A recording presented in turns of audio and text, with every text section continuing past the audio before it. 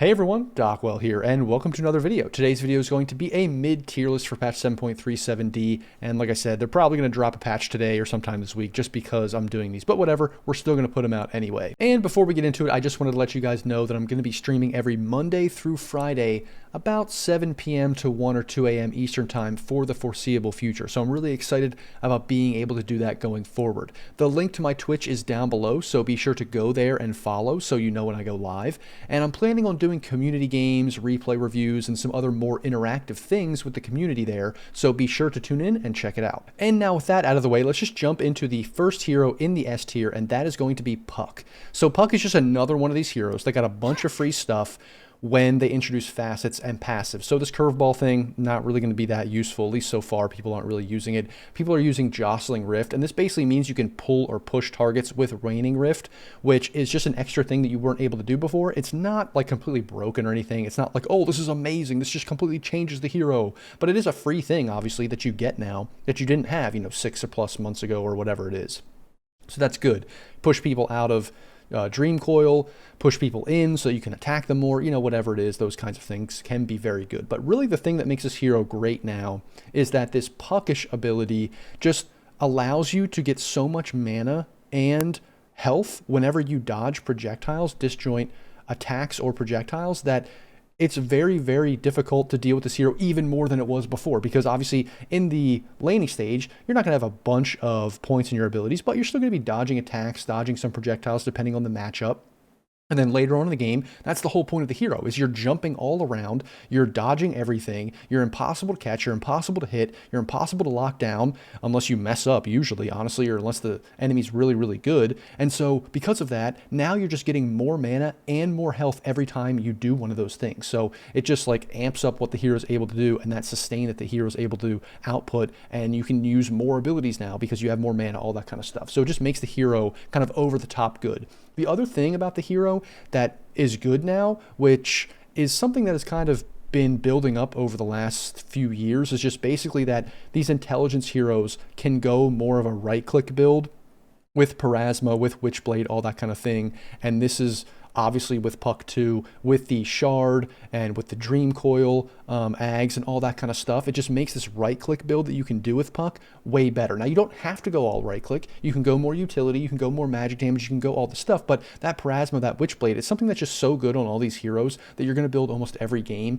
And so even though Puck's regular abilities don't do anything crazy different, or they're not super overpowered or anything like that, just adding that bit of extra ability to do right-click damage while also doing magic damage, it just kind of makes these types of heroes really good right now, and Puck is one of those that got a bunch of free stuff, and all of his abilities are really good. So that's Puck. There's not really much else to say other than, he got a bunch of free stuff, and you can go that kind of half pseudo right-click build with the Witchblade and everything, and he can just do a ton of damage, and he's really hard to catch. That's just typical. But right now, he's better than all of these other mids, except for these two, which are very similar in the sense that they do right-click damage and magic damage kind of combined. And the next one is Storm.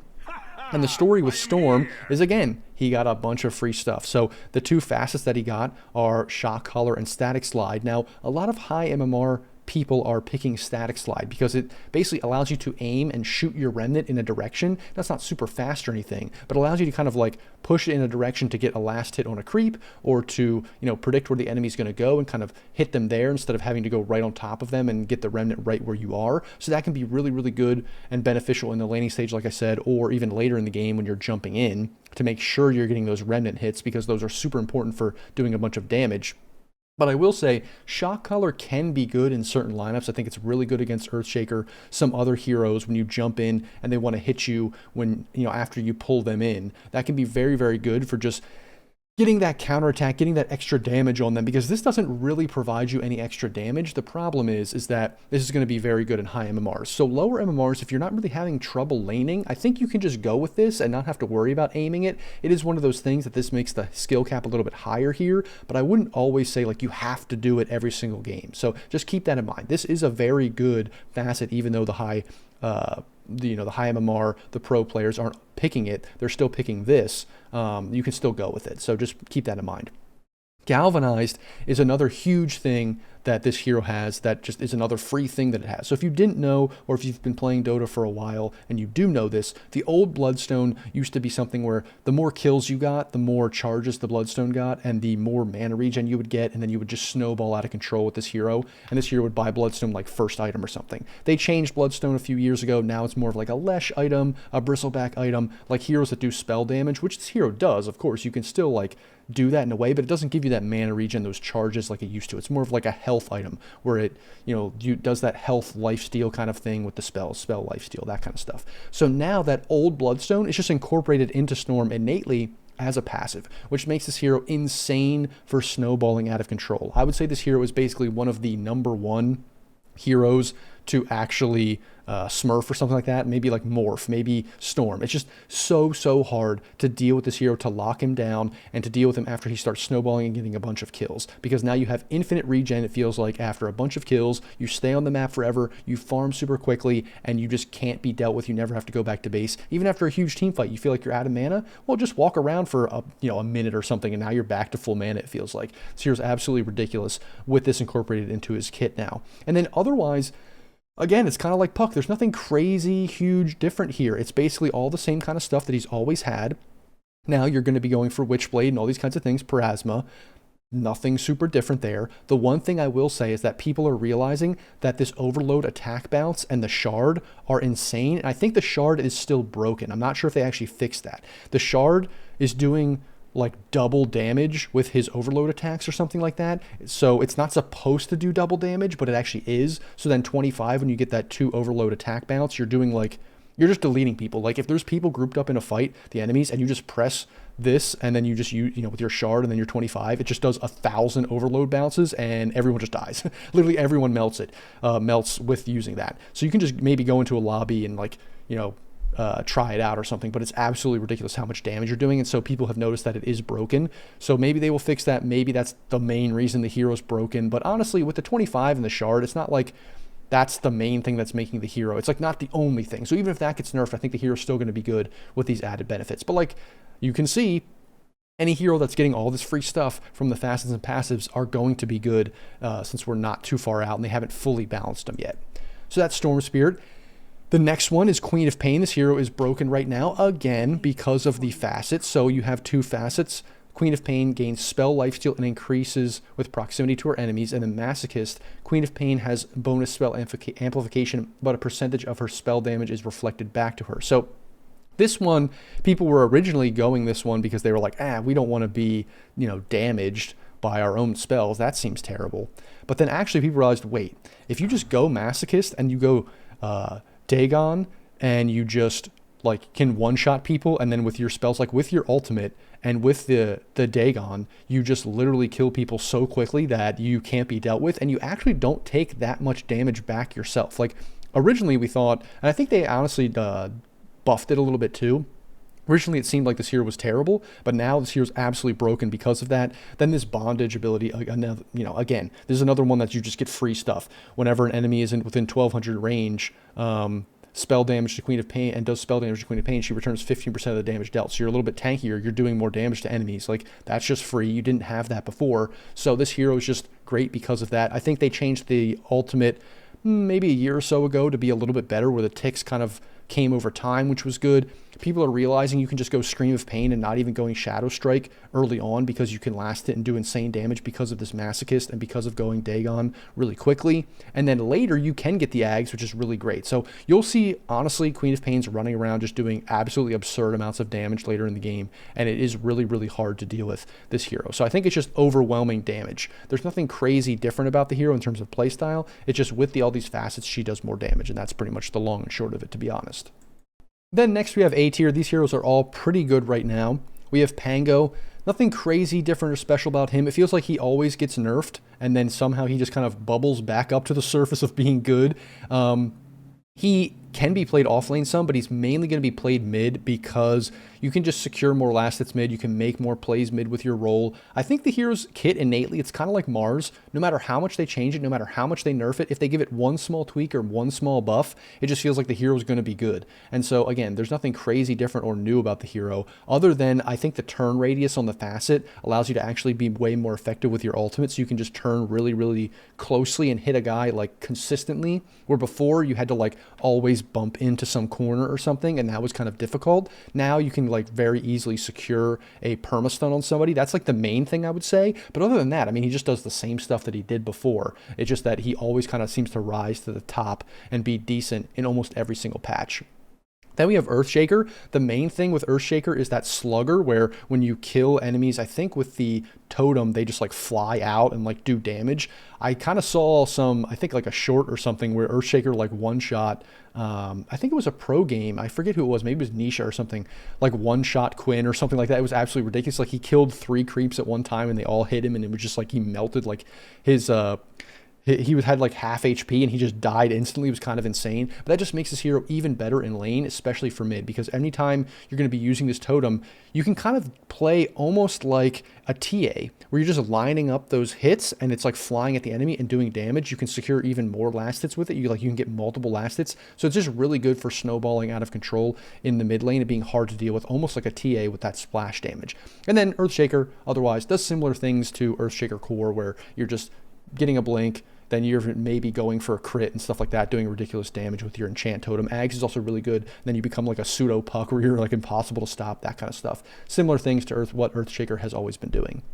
Then Sand King was really, really good for a while, and now it's kind of been on the downtick or the downturn, but he's still very, very good. Can definitely be played as a mid. People are picking both facets, the Invis facet sometimes, and also the Bloodstone, like Lifesteal, the Sandstorm following you facet. I think the following you facet is more popular in the mid Sand King because, you know, for offlane Sand King, sometimes you want to be Invis. The AoE is a little bit bigger. It can just be more useful there. But with the Sand King from the mid position, you're going to be going Bloodstone and just running around the map, getting a lot of kills, and that's mainly what you're going to be doing, having Sandstorm on you like all the time and just doing a ton of damage. And that's mainly what the hero is designed to do. And I think with also getting that free ability that he has now just makes the hero a little bit better. Any hero that got free abilities is just going to be good now that Caustic is just a passive. So again, anything, like I keep saying all these times with these tier lists and just in general, when you get free abilities and free stuff and other people don't, you're going to be good. Then Invoker, I'm not the biggest Invoker player. They did change a bunch of ways that this hero works with the way the orbs like do stuff and all that stuff. I'm not a huge Invoker player. I'm not an expert. I just know the hero is pretty good right now. It seems like his main thing in mid is just that he's getting XP on denies. And this hero seems like he does insane damage very, very early on. Like after a few levels, it feels like once the creeps get down to halfway where you can deny them, it feels like he one-shots them. And so the thing with this hero is you're just snowballing out of control by denying a ton, getting all that XP, which is something that used to be a thing in Dota in general that they took out of the game, where you would get part of the XP from denies. Now Invoker's like the main one that has it. And so it feels like by 10 minutes, he can be 2, maybe even 3 levels ahead of the enemy mid if you're really good and you're snowballing in the mid, but then also getting ganks. It just kind of can be this thing that's hard to keep up with. And then Invoker does the same kind of thing that he's always done, but he's being kind of this pseudo right-click hero while also doing spell stuff, similar to the Puck, the Storm, the Queen. Just a little bit worse, just not as broken, but still very, very good. Then we have Earth Spirit. So I'm not a huge Earth Spirit player, but the main thing that makes this hero good now is that his one facet gives him attack damage on his ultimate, which means he can run around and do all the same things that he did before, where he's playmaking, he's using Bowler to just get in there, stun people, all that stuff, but now he does a lot more damage than he used to. It feels like Magnetize is really good combined with attack damage you're getting from just hitting people down when you use that ult, that it really kind of snowballs out of control with this hero. I think this hero's always been decent for like a playmaking hero, but it really felt like he fell off because you would run around, you would get some kills early, you would play make a bunch, you would jump in, but then other than just being tanky and jumping in, once it got to the later portion of the game, it's like, okay, what does he really do? Well, now that he has that kind of buff up from attack damage, you can actually do damage yourself, not just with your ultimate, not just by running in, but just by hitting people, which is something you never really did before with the hero. And so that's kind of the main thing that makes this hero good. I think this hero is a very unique and interesting hero. I like when the hero is popular and it's a good hero because It's one of those that it's kind of a niche hero that's interesting to play, interesting to watch, and it's fun to see people that are good at it. And it's not very often that you get a good Earth Spirit on your team. And so I always like when the hero's good. It's one of those heroes that it doesn't feel cheap when when it's like stomping or being taken advantage of, because it is so hard to play and so unique. Then we have Monkey King. I think I talked about Monkey King in the carry portion. The main thing with this hero is that he's jumping from tree to tree. I think he's actually more popular as a mid right now because that tree to tree jumping just allows you to gank so much better. He's also really good in the mid lane in general against a lot of mid matchups, and he even takes advantage of some of these other like ranged matchups that aren't that super far ranged. Like if you're laning Monkey King against even one of these S tier heroes, it doesn't feel all that crazy bad. Like you can still lane fairly well against these heroes, and then if you're against any kind of melee hero like Earth Spirit, Sand King, Earthshaker, Pangolier, any of these other good melee mids, you will just dominate the lane and you'll have a great game, and then you can run around the map and just be that kind of carry from mid that is very, very hard to deal with while also ganking. So that's the thing that makes Monkey King really good right now as a mid. And then we have Primal Beast. So the main thing with Primal Beast is he does all the same things that he did before. Very tanky. He can cut waves. He can just, trample the wave and then run away and then go gank. And he's very low cooldown. Does all the same stuff that he did before. The difference is he gets movement speed on trample now with his one facet, which is great. And then he just does 40% more damage to buildings. So he's kind of like tiny in this way where you can actually push with the hero where you were like never able to do that before. You would kind of like tickle buildings and your attack speed is pretty slow. But now because you do that, it just makes the hero, you get a bunch of free stuff. You get the extra movement speed, you get the damage to buildings, the hero's a little bit better, and now he's A tier because of that. I think the hero's always been fairly decent. Like he's never really fallen off completely, almost kind of like a Pango in this way where, yes, he got nerfed here and there, but it still seemed like you could play him. It wasn't like he was completely obliterated, but now he's just kind of moved back up into this A tier position because he does all those same things, but has all that free stuff. And next is Phoenix. And this is a little bit of a cheese pick, I would say. It's kind of not a traditional mid, but it's on the upswing. So I'm putting it A, and that might be a little bit controversial, but people are picking this A more and more. And that's because Phoenix is another one that got a bunch of free stuff, got this mischance with the passive where, people get these mischance stacks. So it's like kind of hard to hit the hero in general, but then the egg and everything that benefits the egg. And then the other thing is that this hero has this like pseudo radiance based on your missing health with the one facet, which just allows you to do way more damage early on in the game. It's not really like a farming thing necessarily. It is like, don't get me wrong, you can farm with it. It's not like bad or anything like that, but it's not like a radiance like you're farming like with an alk or something. Like it's not the same thing, but it does help. Like it helps just add up that damage. Like you're going to have missing health because your abilities cost health. So with that missing health and doing damage to enemies and doing damage to creeps, it just benefits the hero overall. I think this hero has always been one of those heroes that if you can get to that third level of ultimate, if you can get to the late game, you are very, very good. You're insane at team fighting. It's one of the best late game heroes in the game. It's just, how do you get there? As a support, it feels almost useless sometimes early on.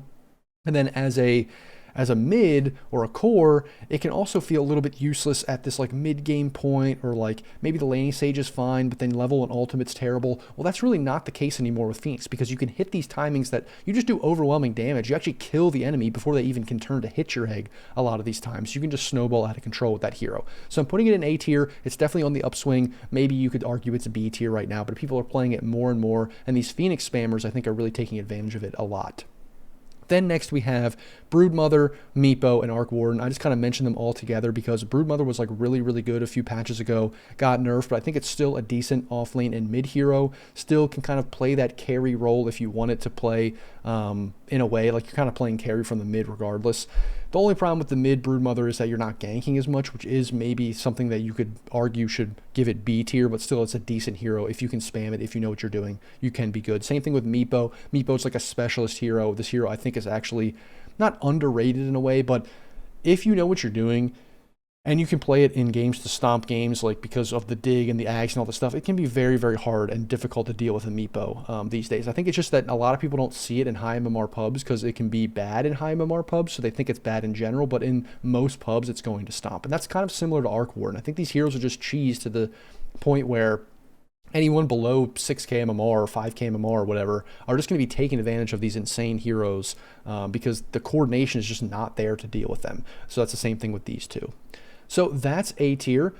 Next is B tier. These heroes are all viable, I'd say. They're just not the best. We have Ember Spirit. Like, he's good, decent right now, has kind of a similar Radiance-like thing to the Phoenix, but just not as good. You would just rather have one of these heroes, one of these spirit heroes. I mean, this Puck Spirit, Queen of Pain Spirit, we have Ember Spirit and Void Spirit. They're just not as good as they were before, not as good as these other guys. You'd rather have one of these. Unless they're all banned, sure, then you can pick one of them. But there's nothing super special to say about them. There's nothing that makes them broken. Maybe they got some free stuff here and there, but they're just not the best, just middle of the pack. Same thing with Zeus. He was like broken maybe 6 months, a year ago. Now he's just okay. You can definitely pick him. You can still lane him mid. You can still do overwhelming damage, but it's just not what it once was. And then Magnus, this hero is decent from the mid lane. It's not super popular, but when it is picked, it does have a high win rate.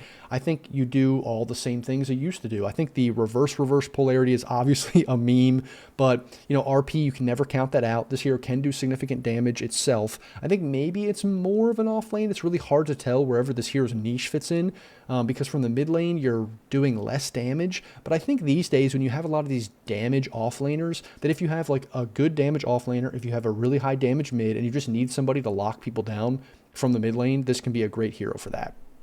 Tiny, just kind of like a discount Primal Beast or Sand King or any of these other heroes. This hero was great for a long time, got nerfed a little bit, so now it's not nearly as good as it once was, and that's why it's kind of middle of the road. But you can definitely still pick it. Your laning stage is still decent. You can still do a lot of damage running around the map with Blink Dagger and bursting people. All that stuff still applies. It's just not as good as it once was. Then we have Timbersaw. I'm putting this hero here. I don't know. The win rate is not as good as you would think. People are still picking it a decent amount. I don't know. I was debating whether to put it in A tier, honestly, because this hero still seems to be picked a ton and seems to delete people. I think maybe it's more of an off lane these days. It's hard to really tell. It's kind of this weird in-between stage because people aren't really going for reactive armor that much. They're just going all in for spell damage, and then as long as you don't die early, you run around ganking and you just build up to this insane degree where you just melt everybody. And strength heroes are pretty popular right now, to be honest. So it just seems like it deletes people, and it is really hard to stop. I played against a Timbersaw that I'm pretty sure was smurfing because he just like deleted the game. It was like me versus Timbersaw in the one game. I had like 26 kills. He had like 28 kills. It was ridiculous. This hero just feels like you can't die once you get to a certain point as well. I think it just has some weaknesses that can be taken advantage of early on if you don't play the hero correctly. So anyway, that's Timbersaw. Nothing super special to say about that hero. It does have like some changes with some ability, but I'm not going to like spend too much time on it. Then Viper, pretty good right now overall, just for doing a ton of damage to buildings with his shard. He can just farm stacks a lot more because of the one facet that like splashes his Q once it expires, which is pretty good. So you can actually like farm ancients and stuff like that with this hero from the mid lane. The biggest downside obviously is it's not a huge ganking hero. It's almost like you're playing carry from the mid. You're just dominating the mid lane, or maybe even farming a lot if you just feel like you can't dominate the mid lane because they're not even like in the mid lane very much, or it's a ranged hero that you can't really hit. And then, sure, you can gank, you can move around a little bit by TPing, but you're not super mobile, and that's really the downside of the hero. Otherwise, if that's not really a huge issue and the other players on your team, like the other supports and stuff, are going to be making plays, this hero can be very, very beneficial from the mid lane. Then for the last, like, all these last heroes, I feel like these are all cheese heroes. Like, TA is not really a cheese hero, but it is a carry from the mid. It kind of feels a little bit awkward. It almost feels, for some reason to me, it feels like Arc Warden. I don't know why, it just feels that way, where it's like, you can dominate some matchups, but then you can just get absolutely destroyed in some matchups as well. And it just feels weird in that way. And then you're farming a lot, but you can make rotations. I don't know. It's just a little bit awkward at times, but you can absolutely destroy if it's the right game. And it's the same thing with OD. OD can destroy mid. He can run around, just kill people. Later in the game when he gets ags, it's impossible to bring him down. So it's like a pub stomping kind of hero, but it is a little bit cheesy. You are playing a little bit like a carry from the mid, so it's not like a super big playmaking hero, which makes it a little bit awkward and weird. Same thing with Huskar. He's getting picked a little bit now, seems kind of weird, can definitely dominate the mid lane, but again, not a real big ganker, so sort of just a cheese pick. That's kind of all of these. Same thing with Bounty Hunter, except almost in the reverse. Bounty Hunter's just overpowered right now, so he's more of a cheese pick just from the mid, where you're just running around ganking, killing everybody, just snowballing out of control. That's really what the hero does. Like, he's not a very good mid laner. Like, he's not laning the best. He can get taken advantage of by a lot of these heroes, but if you can survive the lane, if he can get good levels, good last hits, he can run around the game and snowball out of control because he's such a good hero right now. He's getting like first ban in all the pro games because he's so OP as a support. So just because of that, that puts him at least in B tier from the mid lane. Then we have Lone Druid. You could play this hero with the bear, like normal, just kind of a cheese pick, or you can still go that bear necessities facet, I think, but it's not as good as it once was. That's the big difference. Otherwise, this hero was like broken around TI time. Then Visage, I think more of an offlaner, but you can still play him as kind of this cheese mid pick. It's just going to be more of an offlaner these days. That's why it's in B tier here. And then I put Kez at B because I think he's just more of a carry. I think you can play him mid. I just think now that they nerfed the laning stage especially, it might even be like C tier in the mid lane. I think because they want it to be carry, and that first level of Falcon Rush is so important for the hero that maybe it just actually just falls off as a mid completely. I'm not sure. I'm just putting it here because I actually think the hero is really good. All these people that are like saying, oh, the hero has a 47% win rate. It's like, dude, do you not understand that the hero had like a 25% win rate because nobody knew how to play it? And then once people realized that the hero was absolutely giga broken, that the win rate shot up to like 50% because now people are winning like 75% of their games because the hero's absolutely like completely giga broken. People are picking it, like I said, as a 5 position, going level 1 Falcon Rush and just running people down and killing them. That was insane. It was disgusting. You couldn't deal with it, and now they finally nerfed that a little bit to make the laning stage not as good, but the hero overall is really good. Like, people just underestimated it because they didn't understand it. I knew that was the case because if you just look at the abilities that the hero has, it's clear that the hero is pretty good. Now, like I said, mid lane, because the laning stage is not as good anymore, maybe it's B tier, maybe it's even below that. We'll have to see. Anyway, that's B tier. Those are all pretty viable heroes. Then we have C tier. All these heroes are pickable, I guess, but they're just not as good. Kunkka has fallen off a lot from where he was before. They got rid of the Ags, or before it just had like these tide bringers, or what is it called? Torrents, just like flying around the screen. It was impossible to deal with. Like, you just got refresher and did that twice in a fight, and you just like instantly won the fight. It was absolutely ridiculous. Now that like 25 boat fleet that he had is his Ags, which is still good. Don't get me wrong. That's not bad, but it's just not as good as it once was. Feels like a lot of times, I mean, you're just straight up countered by BKB, which just sucks, but it also feels like he doesn't do as much in the fights as he once did. Then Leshrac, just not as good as these other heroes were. This hero was so good for so long with the Bloodstone and everything that I feel like it just got nerfed into oblivion at the really worst time it could have possibly gotten nerfed in terms of just for its own health of being a good hero, because, you know, every other hero was getting free stuff with the fastest and the passives, and this hero was just so broken for so long they just nerfed it a bunch. You can still pick it, maybe, but it's just not very good. Lena's just in a weird, bad spot right now. People don't know whether they're going to pick the, you know, go for the magic damage version or whether they're going to go for the right-click version, and neither one seems to be the best. It seems like a hybrid, but not in the way that you want it to be, where these other heroes have a hybrid, but they're not really giving anything up, where she kind of gives up, you know, one thing for the other because of the item build. Then Windranger was insane as a carry, pretty good as a mid when her ultimate with the facet just deleted everybody in an AoE like I talked about in the carry build, or the carry tier list, and that's the same thing is true. They kind of nerfed that made the hero go away. The hero's just not that great. It's more like a carry from the mid, but doesn't feel as good when you're just focusing one hero, not ganking nearly as good. Like, it can still be played, but it's just a little bit awkward. Then Shadow Fiend's down here, mainly because the magic damage build that you're going to be going from the mid lane is not as good as the carry build, and you'd just rather pick this hero as a carry anyway. And then playing the carry build from the mid lane feels a little bit awkward because now you're not participating, now you're not ganking at all, you're just farming like the jungle and, you know, ancients, and that just can feel bad. Like, sure, in low MMR games where people don't do anything, that can be good. So don't get me wrong, you could totally pick this as a mid and just stomp games at most MMRs, but still overall it's not going to be that good. And then DK seems like more of a carry. I would almost rather play him off lane even. It feels like he can be taken advantage of in the mid lane a little bit, but then again, you aren't really playing this like jumping around, getting a blink, stunning people, making plays. You're playing the cleave build with the red facet where you're just farming, and that's more of a carry thing. I feel like, honestly, that's more of a carry and an offlane thing. Offlane heroes these days do want to farm more, and they just, yeah, you can participate, but you farm a lot more. It feels like mid and the supports are the ones running around doing a lot of stuff, and that just feels like how the meta has developed with the expanded map and everything like that. Again, same thing with Alchemist. That's kind of the same thing with all these heroes right here. You can play a mid, you can farm a bunch, but you might be griefing your team, and that's just what it is. You can get away with it sometimes, and it can be great. But again, you're kind of griefing. Pudge is all or nothing. You can play it, you can hook people, you can snowball, you can be, you know, insane. If you don't hook the mid and get like 3 kills, if you don't run to the side lanes and hook the enemy carry and kill him, then you're just a useless Pudge, you have no farm, and you suck. Keeper of the Light is okay, like if you have a Medusa, I guess.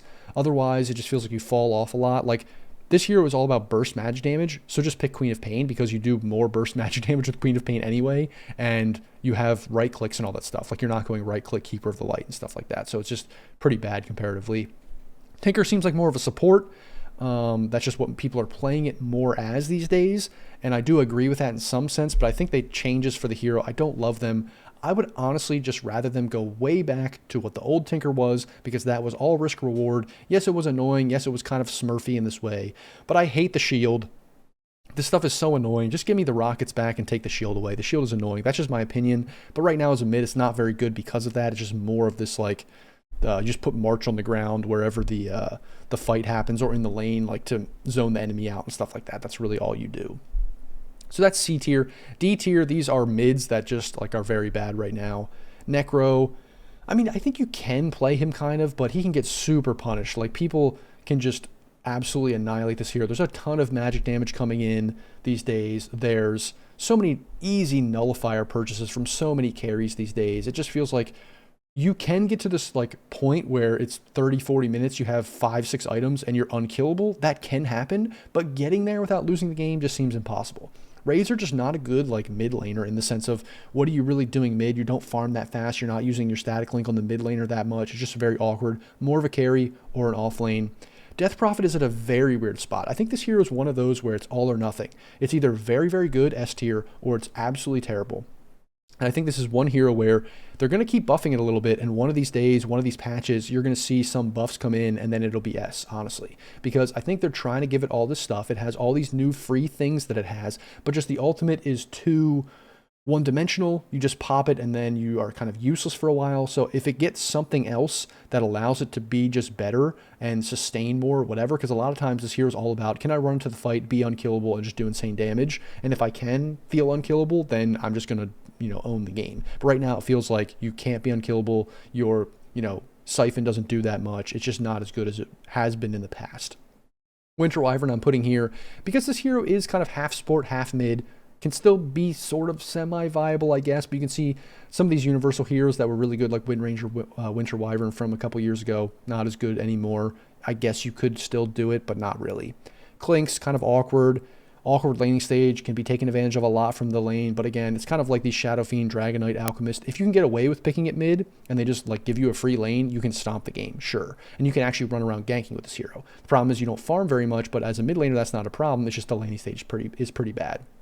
Sniper, I hate Sniper mid because it can work in low MMRs, it can work sometimes. You have to just make a point of ganking, but it's not the best at that, so you just kind of do nothing. It's like this weird in-between where you're not farming as fast as one of these just like all-in farmer guys, but you're not ganking either.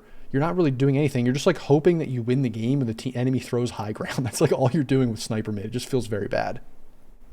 And then lastly, we have F tier. These heroes are just not good right now. These are just all supports, to be honest. Like, they have been mids in the past, but they're just all supports right now. Skywrath, I would love to see Skywrath become a mid hero again, because I feel like it does so much overwhelming damage that I would love to see it in a Zeus type of role, but just a little bit different. I don't know what they need to do with it to give it that ability, but I don't love the support Skywrath idea, even though I play it a decent bit or have, and I like it as a hero and a concept. It just feels more like it's all in on the damage in this magic way that you want it to be a mid or something, like almost like, yeah, like a Keeper of the Light or a Zeus. So I would like to see that change. Otherwise, Snap, the right-click build is deleted. Dazzle, the right-click build, not great. Pugna, not really a mid. And Batrider, not really a mid. All these heroes have potential to be mids, and people try them out again here and there. But again, all supports at this time. So that is my mid-tier list for patch 7.37D. As always, guys, if you like the video, like, comment, and subscribe. Remember that I'm streaming Monday through Friday, 7 to 1 or 2 a.m. Eastern time, so be sure to check that out again. Go in the link in the description to follow me on Twitch. And as always, guys, thanks for watching, and I'll see you in the next video.